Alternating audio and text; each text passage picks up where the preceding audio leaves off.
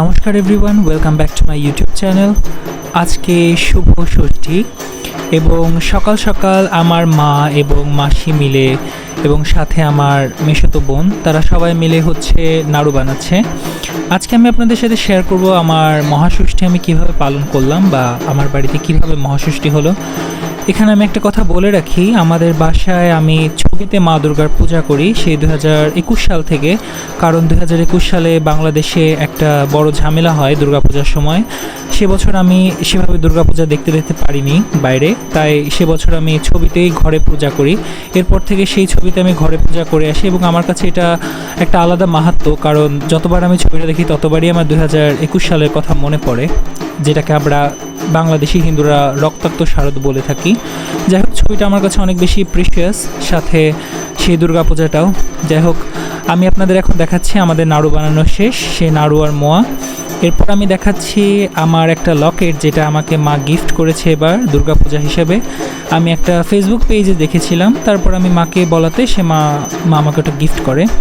এখন আমি দেখাচ্ছি আপনাকে সেই আসন, যেখানে আমি মা দুর্গার পূজা করার জন্য লাল কাপড় অলরেডি বিছিয়ে রেখেছি, এবং এই সেই ছবি যেখানে আমি 2021 সাল থেকে মা দুর্গার সেবা পূজা করে আসছি এবং যার কথাই আমি একটু আগে বলছিলাম। এছাড়া আমি কিছু থালা বাসনও রেখে দিয়েছি ধুয়ে, যেগুলো আমার পূজায় ব্যবহার হবে। এখন আমি বসে পড়েছি মা দুর্গার ছবিটাকে সাজাতে। যেহেতু ষষ্ঠী থেকেই সন্ধ্যাবেলা থেকে আমি পূজাটা শুরু করি, তাই তার আগে আমি কিছু জুয়েলারি আমি সবসময় পূজার জন্য ব্যবহার করি এবং মা দুর্গাকে সাজাই, কারণ আমার প্রতিমাকে সাজাতে অনেক বেশি ভালো লাগে। সেটা হোক বিগ্রহ কিংবা ছবি, আমার মনে হয় সাজাতে অনেক বেশি পছন্দ হয় আমার, বা আমার মনে হয় যে শৃঙ্গার না করলে আসলে পূজা অতটা থাকে না, মাহাত্ম্যপূর্ণ মনে হয় না আমার কাছে। তো আমি আস্তে আস্তে আমার সেই জুয়েলারিগুলো দিয়ে আমি মাকে সাজানো শুরু করলাম। যেমনটা আপনারা দেখতে পাচ্ছেন, একে একে আমি প্রত্যেকটা গোল্ডেন কালারের জুয়েলারি দিয়ে, এটা আসলে নতুন এসেছে পুরান ঢাকায়। আমি জানি হয়তো বা যারা কলকাতার কোনো মানুষ যদি আমার ভিডিও দেখেন তারা অলরেডি জানবেন যে এগুলো কলকাতায় খুবই হয়তো বা চিপ বা অনেক বেশি পাওয়া যায়, খুব অহরহ পাওয়া যায়, বাট আমাদের এখানে খুব বেশি পাওয়া যায় না। শাঁখারি বাজারে একটা দোকান নতুন এগুলো এনেছে কালেকশন, তো আমি সেখান থেকে কিছু কিনে ফেলি জন্মাষ্টমীর পরপরই। তো এই যে আমার সাজানো মাকে শেষ অনেকটাই। আমি যেসব জুয়েলারি হয়তো বা মায়ের বিগ্রহ বা প্রতিমা থাকলে পরাতাম, সেগুলাই আমি জাস্ট তার ছবিতে পরিয়ে দিয়েছি, কারণ ছবি হোক আর প্রতিমা হোক, বিগ্রহকে তো সাজানোই যায়, শৃঙ্গার তো করাই যায়, সেটাই আমি করলাম। আর যেহেতু দুর্গাপূজা খুবই বড় রকমের একটা উৎসব এবং এটা ছবিতে করাই আমি মনে করি ঘরের জন্য বা বাসা বাড়ির জন্য ছবিতে করাই ভালো, যদি কেউ ততটা আড়ম্বর করে না করতে পারে, ছোট পরিসরে যদি কেউ করে। এরপর আমি চলে এসেছি আমার পাড়ার মন্দিরে, যেটা রায়ের বাজার মন্দির। এখানে ততক্ষণে সন্ধ্যাবেলায় নবপত্রিকা স্থাপন থেকে শুরু করে বাকি যত রকমের নিয়ম কানুন থাকে বেলতলায়, সেগুলো সব পালন করা হচ্ছে। এবং একটা সাইডে আমি দেখতে পারলাম নবপত্রিকাও তৈরি করা হচ্ছে, যেহেতু সপ্তমী সকাল থেকে নবপত্রিকা স্নানের মাধ্যমেই দুর্গাপূজার শুরু হয়।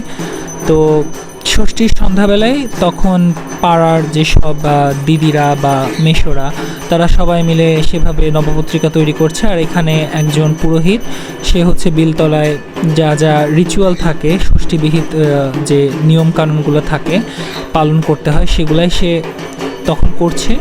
এবং ঘটস্থাপন ওখানেই হয়েছে, সেখানে পঞ্চপ্রদীপ দিয়ে আরতি, ধূপ দিয়ে আরতি, সব কিছুই হলো। এবং সবার মধ্যে ওখানকার উপস্থিত সব ভক্তদের মাঝে আশীর্বাদ হিসেবেও দিয়ে দেওয়া হয় সব কিছু। এবং এখন ধূপের আরতি হচ্ছিল। যদিও আমার মন পড়েছিল পাশে প্রতিমার দিকে, কারণ আমি চিন্তা করছিলাম এবারে প্রতিমাটা কেমন হবে। তখন আমি দেখিনি প্রতিমাটা। আর এটা হচ্ছে সেই মন্দির প্রাঙ্গণে আরেকটা পূজা, যেটা পারিবারিক পূজা। তো আমিও ঢুকে পড়লাম সেই মন্দিরে দেখার জন্য। পারিবারিক পূজাটা দেখে আমি বের হলাম। ততক্ষণে নবপত্রিকা তৈরি করা একদমই শেষের পথে প্রায়। মাকে শাড়ি পরানো হচ্ছে এবং এই বেলবো বৃক্ষের নিচে যা যা রিচুয়াল ছিল করার, সেগুলো অনেকটাই শেষ। তারপর চলে আসলাম মন্দির গৃহে বা গর্ভগৃহে, যেখানে প্রতিমাকে সাজানো হচ্ছিল। এবং ডেকোরেশনটা আমার কাছে খুবই ইউনিক আর খুবই ভালো লেগেছে, কারণ যেমনটা আপনারা দেখতে পাচ্ছেন এবারে ডেকোরেশনে ওয়ান টাইম যে প্লেটগুলো তালপাতা, হয়তো বা আমি আসলে শিওর না তালপাতা কি সুপারি পাতা, সেটা আসলে ব্যবহার করা হয়েছে ডেকোরেশনের জন্য। এবং পাড়ার মাসি যারা বা দিদিরা যারা, তারা হচ্ছে মাকে বরণ করছে। এছাড়া পুরোহিত মশাইও ছিল, যেহেতু কিছু রিচুয়াল পুরোহিত মশাইকেই করতে হয়, মাকে টিপ পরানো থেকে শুরু করে বা যা যা আছে। কিন্তু আমার একটু এখানে হাসি পাচ্ছিল একটা জিনিস দেখে, সে কতটা উপরে উঠেছে এই কাজটা করার জন্য। কারণ আমার মনে হয় এই কাজটা একটু ছোট মইতে করলেই ভালো লাগতো দেখতে, কারণ এটা অনেক বেশি উঁচা হয়ে গিয়েছিল আর মনে হচ্ছিল সে কাইন্ড অফ মায়ের মাথার উপর বসে আছে। সো আমার কাছে এটাই মনে হচ্ছিল। অনেকের কাছে ভিন্ন মনে হতে পারে, বাট যাই হোক, সে তার কাজগুলি করছিল পুরোহিত হিসেবে এবং সে দাদা খুবই ভালো, আমি তাকে ব্যক্তিগতভাবে চিনি। সে একই টাইমে এই মন্দিরে পূজাও করে, আবার তার বাবার যে দোকান, মানে আমাদের ঠাকুর মশাইয়ের যে দোকান থাকে পাশে মন্দিরের বাইরে, দশকর্মা দোকান যাকে বলা হয়, পূজার জিনিসপত্র পাওয়া যায়, শাঁখা সিঁদুর থেকে শুরু করে সেগুলো পাওয়া যায়, সেখানেও সে থাকে। তো একে একে প্রতিমার কপালে সোনার টিপ, সোনার নথ সব কিছু পরিয়ে দেওয়া হচ্ছে। তারাও সাজাচ্ছে মাকে অলংকার দিয়ে, যেভাবে আমি একটু আগে আমার বাড়িতে আমি মাকে সাজিয়ে আসলাম এবং ঘট স্থাপন করে আসলাম। আমার গৃহেও আমি কিন্তু ঘট স্থাপন করেছি, কিন্তু এত দ্রুততার সাথে আসলে আমি সেটা ধারণ করতে পারিনি, যেটার জন্য আমি অত্যন্ত দুঃখিত।